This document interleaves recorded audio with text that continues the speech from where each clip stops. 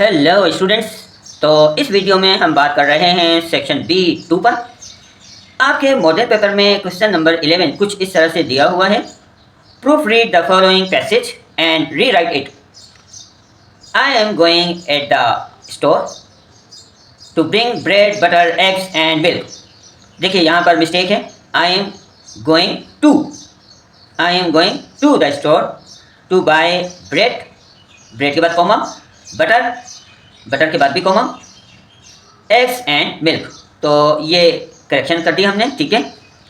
I will be back in just 1 hour. I will be back in about an hour. Okay, ये है correction. Do you want to come with me? I ask my friend. तो भाई आप में से जिनको narration आती है ना, यानी कि direct speech and indirect speech, तो वो तो फ़ौरन समझ गए होंगे कि हमें रिपोर्टेड स्पीच को सही से लिखना है। देखिए सबसे पहले हमने लगाया इन्वर्टेड कॉमास, डी को कर दिया capital. Okay, do you want to come with me, चूँकि ये है इंटेरोगेटिव फॉर्म तो इसलिए हमने क्वेश्चन मार्क लगा दिया और यहाँ पर बात हो गई ख़त्म, तो इन्वर्टेड कॉमास क्लोज कर दिए। Okay, I ask my friend, इसे एज इट इज़ लिखेंगे। तो जिन स्टूडेंट्स को डायरेक्ट एंड इनडायरेक्ट स्पीचेस आती हैं वो तो फ़ौरन पिक कर लेंगे। एनीवेज, तो आपको पेपर में जो भी पैसेज दिया जाए ना प्रूफ रीडिंग के लिए, तो भाई आपने बड़े गौर से पढ़ना है और देखना है कि क्या एरर्स हैं, क्या मिस्टेक्स हैं और क्या ग्रामेटिकल इश्यूज़ हैं। ओके, तो आपने इस तरह से फिर उसे दोबारा से लिख देना है करेक्टेड फॉर्म में। ओके स्टूडेंट्स, आइए अब बात करते हैं क्वेश्चन नंबर 12 की। Insert suitable modal verb according to the instruction given in brackets. Students, modal verbs इस तरह के वर्ड्स होते हैं like can, could, should, would, may, might. Okay, इस तरह के जो वर्ड्स होते हैं उन्हें कहा जाता है मॉडल वर्ब्स। ओके, तो फर्स्ट सेंटेंस है ही dash play tennis very well when he was young. Past ability, ये हमें हिंट दिया गया है, ठीक है। तो पास्ट एबिलिटी को हम शो करते हैं खुद से। ओके, इसी तरह अगर दिया जाए ना यहाँ पर पास्ट हैबिट, तो फिर हम यूज़ कर सकते हैं वुड। ओके, क्योंकि वुड जो है वो शो करता है पास्ट हैबिट को, लेकिन यहाँ पर एबिलिटी है। तो स्टूडेंट्स, प्रेजेंट एबिलिटी के लिए हम यूज़ करते हैं कैन और पास्ट एबिलिटी के लिए हम यूज़ करते हैं खुड। ही खुड play tennis very well when he was young. Number 2 देखिए, you dash use mobile in the exam hall. Prohibition, ये हमें हिंट दिया गया है। प्रोहिबिशन का मतलब है ममनू, यानी कि ऐसी चीज़ जो मना हो। ओके, तो अब बताइए कि हम यहाँ पर कौन सा मॉडल वर्ब यूज़ करेंगे। Can, no, could, no, would, no, must not, you must not use mobile in the exam hall. तो यहाँ पर आएगा मस्ट नॉट। ओके, आप देखें सेंस बन रहा है, ठीक है ना।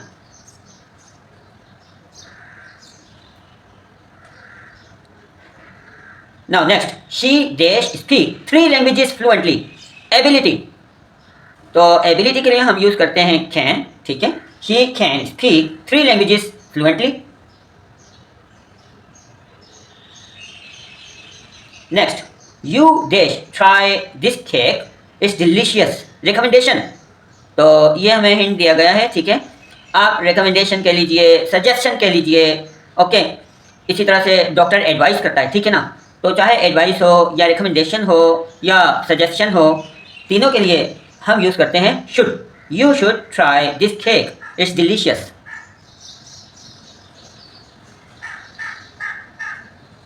Now question number 14, fill in the blanks by selecting the appropriate word from the box. Appropriate का मतलब होता है मुनासिब, ठीक है, करेक्ट, सूटेबल। अच्छा, तो ये वर्ड्स हैं इम्पैक्ट, इफेक्ट, ये नाउन है, इसका मतलब होता है असर। ओके, थ्रेट, ये भी नाउन है। अफेक्ट, देखें ये शुरू में ए है, यहाँ पर ई है, ठीक है। ई अगर होता है ना तो ये नाउन होता है, इसका मतलब होता है असर। लेकिन अगर ए आ जाए तो ये होता है वर्ब और इसका मतलब बनता है असर करना या असर होना। ओके, तो आइए अब देखते हैं कि इनमें से कौन सा वर्ड कहाँ यूज़ हो सकता है। The new policy will dash और एम्प्लॉयज़। आप देखें क्या सेंस बन रहा है। नई पॉलिसी तमाम वर्कर्स पर असर करेगी। विल के बाद तो आप वर्ब लेकर आएंगे ना, नाउन तो लेकर आ नहीं सकते। तो अब यहाँ पर हमारे पास जो वर्ब है वो है affect. Okay, the new policy will affect all employees.